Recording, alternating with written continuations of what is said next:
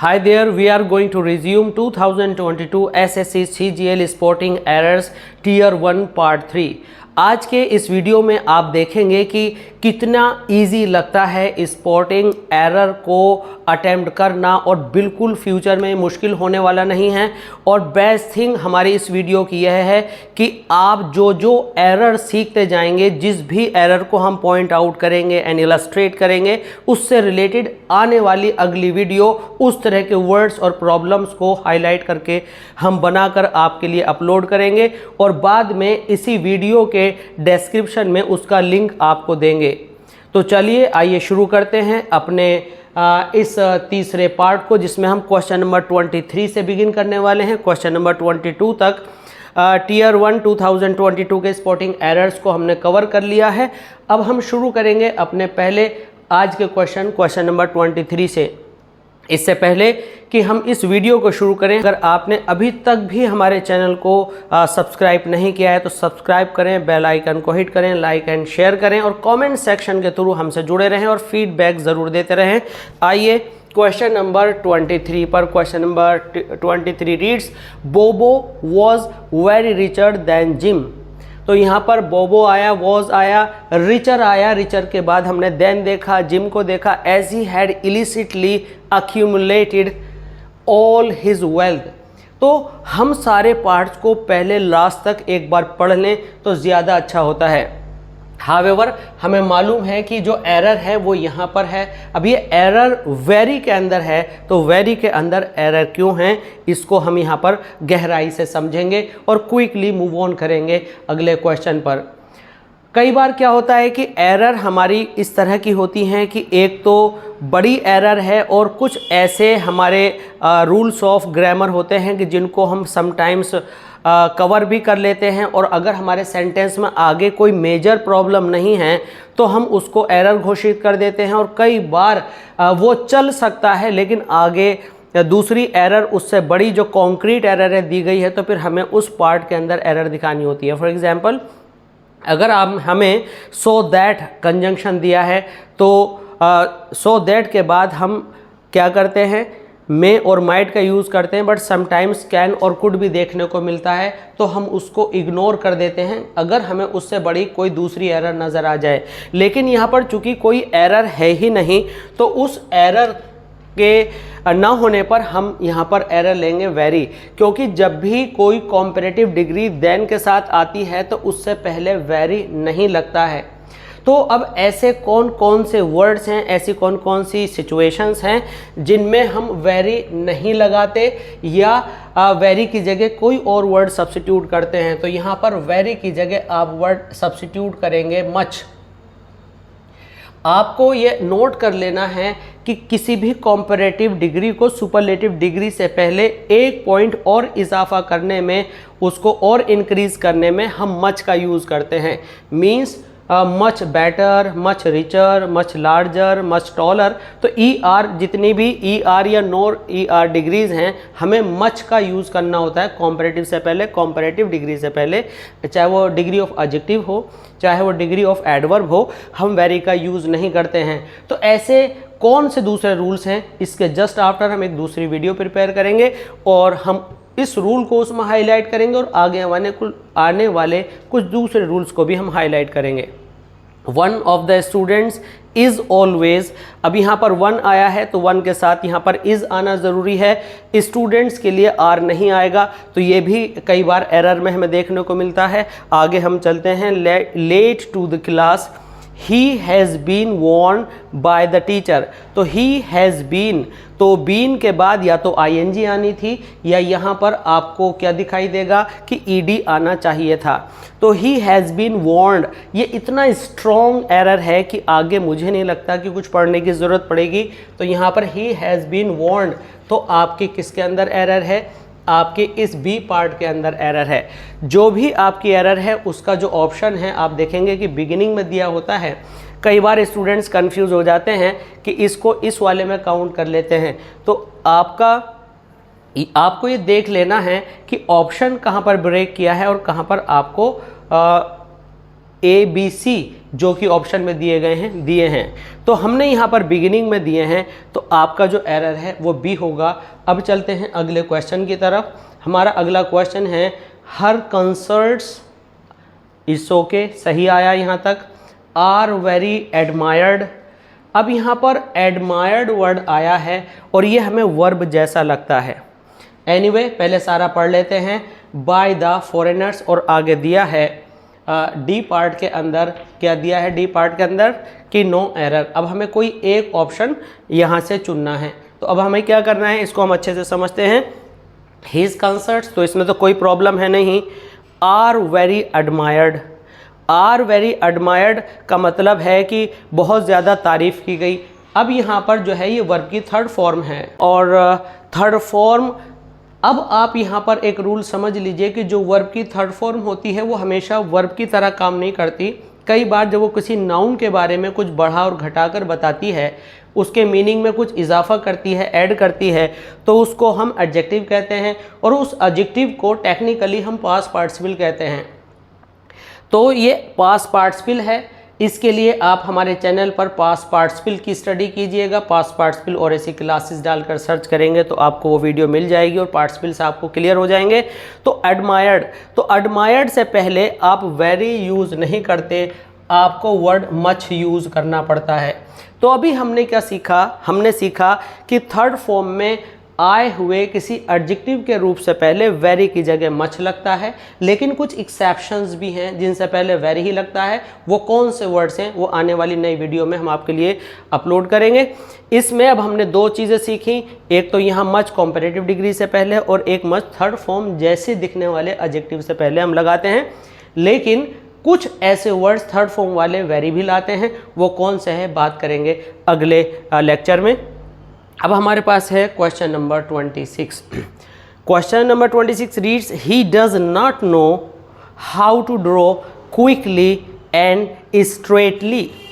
अब यहाँ पर ये सारा सही आया, he does not know how to draw, यहाँ तक हम सही चल रहे हैं। क्विकली एडवर्ब है, क्विकली वर्ब के बारे में कह रहा है, एंड स्ट्रेटली ये भी एडवर्ब है। बस यहीं पर हमें कन्फ्यूज़न क्रिएट हो गया कि हर एडजेक्टिव के साथ ly लगना आपके लिए एडवर्ब नहीं होता है। हमने यहाँ पर क्या सीखा, हमने यहाँ पर सीखा कि स्ट्रेटली में ly नहीं लगेगा और सीधा STRAIGST स्ट्रेट वर्ड आता है। तो ऐसे कौन कौन से एडवर्ब्स हैं जिनमें ly वर्ड का यूज़ हम नहीं करते, ये आने वाली उस वीडियो में जितनी भी एरर्स यहाँ पर हमने सीखी वह कहाँ यूज़ होती हैं और उनका क्या एलेबोरेशन है, डिटेल स्टडी के लिए केवल इन एरर्स पर हम आपको डिटेल में बताएंगे कि केवल स्ट्रेट नहीं, सम अदर वर्ड्स और भी हैं जिनको आपको लर्न करना है, किस सिचुएशन में यूज़ होते हैं, ये होते क्या हैं, कैसे यूज़ करते हैं, ये सीखेंगे आप। तो यहाँ पर हमें सीख लेना है कि स्ट्रेटली नहीं, स्ट्रेट आएगा। He knows that it's okay, he has no other option but to work hard. तो इस तरह से बट के बाद हम बेयर इन्फिनेटिव यूज़ करते हैं। बेयर इन्फिनेटिव क्या होता है, बेयर इन्फिनेटिव होता है ऐसा इन्फिनेटिव जिसमें हम टू नहीं लगाते हैं। तो हमने यहाँ टू नहीं लगाना है, ये हमारा एरर है और हमारा आंसर होगा बट वर्क हार्ड।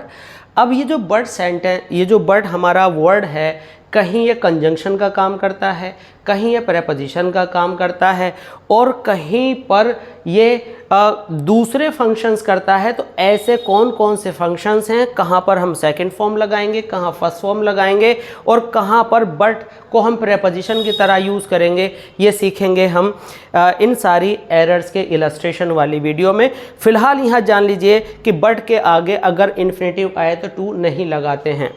इसके बाद हम आते हैं अगले क्वेश्चन पर। Mother said that it was quite all right for her to get upset, और नीचे है फॉर स्कोरिंग लेस। तो फॉर स्कोरिंग लेस में कोई प्रॉब्लम नहीं है।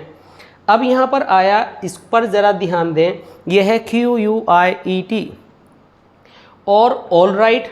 तो किसी भी एडजेक्टिव से पहले एडवर्ब आता है और जब एडवर्ब आता है तो क्वाइट तो शांत होता है। अब आपको ये जो एक जैसे दिखने वाले वर्ड्स हैं उनके लेटर्स में कुछ लिटिल बिट डिफरेंस होता है QUIET एंड QUITE, तो जो हमारी निगाह है एकदम से उसको कैच नहीं कर पाती और हम वहाँ पर मिस्टेक कमिट कर देते हैं। तो यहाँ पर हमें समझना है कि QUIET की जगह एक वर्ड आएगा QUITE, जिसमें क्वाइट का मतलब होता है बिल्कुल, यानी वह बिल्कुल सही है। तो हमें ग्रामर पर भी ध्यान देना है, स्पेलिंग्स पर भी ध्यान देना है और ग्रामर के ही एक पार्ट्स ऑफ स्पीच को अच्छे से समझना है। तो यहाँ पर जो हमारी एरर रही है वह रही है क्वाइट। तो आई होप कि एरर समझ में आए होंगे। अब चलते हैं इसी सीरीज़ में। क्वेश्चन नंबर 29 में हमारा पहला पार्ट है शी हैज़, बी पार्ट है not written a single novel by 3 years। तो हैज़ के बाद not, third form, a single novel, यहाँ तक कोई प्रॉब्लम नहीं है क्योंकि सब कुछ सीक्वेंस में चल रहा है। आगे आता है टाइम बाय 3 years। तो बाय 3 years हम कहाँ लगाते हैं, फॉर 3 years कहाँ लगाते हैं, सिंस 3 years कहाँ लगाते हैं, ये आपको समझना पड़ेगा और इसके लिए है हम एक अलग फर्दर इलस्ट्रेशन तैयार करेंगे।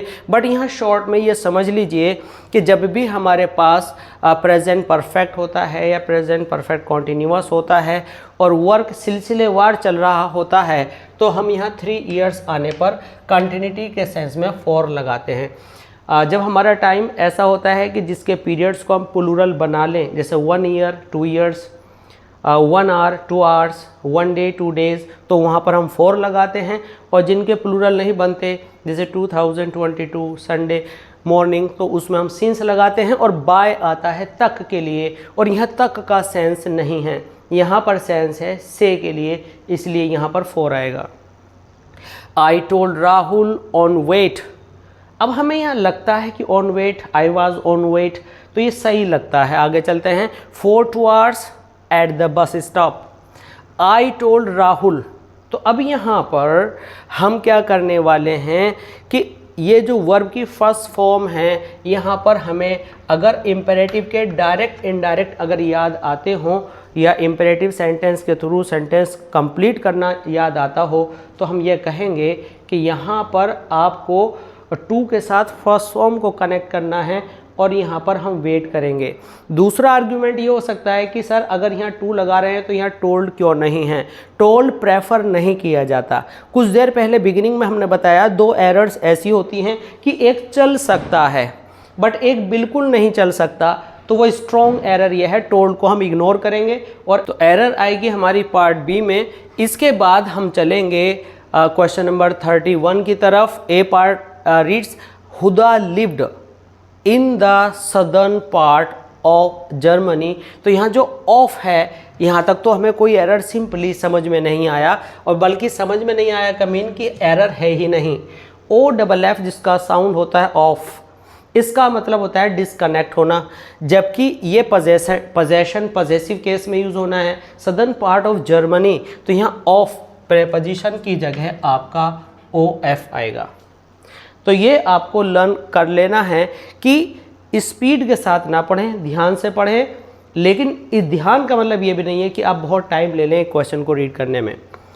The meeting was held upon for an hour due to non availability of the committee members. तो ड्यू टू नॉन अवेलेबिलिटी ये भी ठीक है, ऑफ द कमिटी मेंबर्स ये भी ठीक है। मीटिंग वॉज हेल्ड, मीटिंग को अब 2 मीनिंग निकल करके आते हैं। मीटिंग कंडक्ट की गई या मीटिंग रुक गई, जिसे हम कहते हैं हेल्ड अप। तो अब रुकने का सेंस ज़्यादा है क्योंकि कमेटी मेंबर्स वहाँ नहीं थे, तो इसलिए अपॉन, हेल्ड अपॉन, तो कोई स्टेज की बात नहीं की जा रही, मेंबर्स नहीं थे, इस बात की ओर इशारा करते हैं कि यहाँ अपॉन की जगह अप आएगा, तो हेल्ड अप। तो आपकी एरर हुई पार्ट ए में। नेक्स्ट क्वेश्चन है no talking on the dinner table is an absolute rule. Okay, no plus gerund on the dinner table is an absolute rule, यानी बिल्कुल फुल एंड फाइनल रूल है। तो I think Morli ये बात बिल्कुल सही है, इसमें कहीं एरर नहीं है, तो यहाँ पर आपका आंसर सही है। The number of students attending the classes, यहाँ पर है आपका our, constantly decreasing in our university. तो प्रॉब्लम कहाँ है कि भाई स्टूडेंट्स हैं, स्टूडेंट्स का आगे प्लूरल लगा, अटेंडिंग द क्लास, यहाँ पार्टिसिपल आपका आ गया, प्रेजेंट पार्टिसिपल का रूप है इन आर यूनिवर्सिटी। तो प्रॉब्लम कहीं नज़र नहीं आ रही है। प्रॉब्लम क्या है, आपको लर्न करना है कि जब भी आपकी एक्सप्रेशन जो पार्ट ए में दी गई है इसका असर पार्ट सी में दिखाई दे रहा है, तो द नंबर ऑफ स्टूडेंट्स जब भी आ जाए तो आपकी वर्ब सिंगुलर होती है, और जब आपका अ नंबर ऑफ आए, यहाँ अ नंबर ऑफ, तो वर्ब आपकी प्लूरल होती है। तो द नंबर यहाँ दिया है तो वर्ब आपकी सिंगुलर हुई, तो इस तरह से आपके पार्ट सी में एरर हुआ। अभी कुछ एरर्स जो 2022 स्पॉटिंग एरर एसएससी सीजीएल के टियर 1 की अभी रही हैं, इसको हम अगले सेशन में, अगली वीडियो में पूरा करेंगे।